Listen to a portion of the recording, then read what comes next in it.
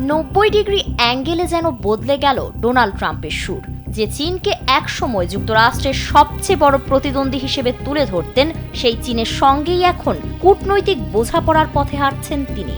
আন্তর্জাতিক অঙ্গনে এখন জোর আলোচনা। ইরান সংকট সামাল দিতে না পেরেই কি শেষ পর্যন্ত বেইজিংয়ের দ্বারস্থ হলেন মার্কিন প্রেসিডেন্ট? দীর্ঘ এক দশক পর বেইজিংয়ে অনুষ্ঠিত উচ্চ পর্যায়ের এই বৈঠকে যখন মুখোমুখি হন ট্রাম্প ও শি জিনপিং, তখন সৌজন্যের হাসির আড়ালেও স্পষ্ট ছিল উত্তেজনার ছাপ। গ্রেট হল অব দ্য পিপলে দুই পরাশক্তির এই বৈঠকে উঠে আসে ইরান যুদ্ধ, হরমুজ প্রণালীর সংকট, তাইওয়ান ইস্যু, বাণিজ্য যুদ্ধ এবং প্রযুক্তিগত আধিপত্যের মতো স্পর্শকাতর বিষয়। 5+ স্টার রেটিং প্রাপ্ত দেশের সর্বোচ্চ বিদ্যুৎ সাশ্রয়ী ওয়ালটন এসি স্মার্ট কমফোর্ট এখন নেক্সট লেভেলে। বৈঠকের শুরুতেই ট্রাম্প দাবি করেন যুক্তরাষ্ট্র ও চীনের সম্পর্ক ইতিহাসের যে কোনো সময়ের চেয়ে আরও ভালো হতে যাচ্ছে। তবে একই সঙ্গে শি জিনপিং স্পষ্ট ভাষায় সতর্ক করে দেন, তাইওয়ান ইস্যু ভুলভাবে সামাল দেওয়া হলে চীন ও যুক্তরাষ্ট্র সরাসরি সামরিক সংঘাতে জড়িয়ে পড়তে পারে। তিনি পরিষ্কার করে জানান, তাইওয়ান চীনের কাছে কোনো সাধারণ দ্বীপ নয়, বরং এটি তাদের সার্বভৌম ভূখণ্ডের অবিচ্ছেদ্য অংশ। আর ওয়াশিংটনের ধারাবাহিক অস্ত্র সহায়তা বেইজিংকে ক্রমে আরও ক্ষুব্ধ করে তুলেছে।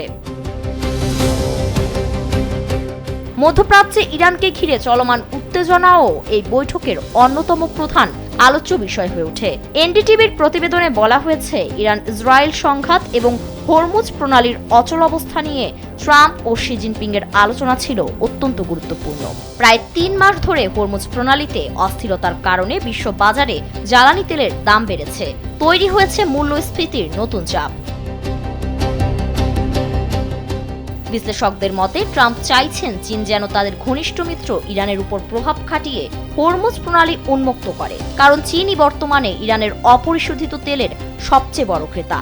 হোয়াইট হাউস সূত্র বলছে, ট্রাম্প বেইজিংকে চাপ দিতে পারেন যাতে তারা ইরান থেকে তেল আমদানি কমায় এবং তেহরানের অর্থনৈতিক শক্তি দুর্বল হয়। তবে বাস্তবতা হলো, ইরান ইস্যুতে চীনের অবস্থান যুক্তরাষ্ট্রের চেয়ে সম্পূর্ণ আলাদা।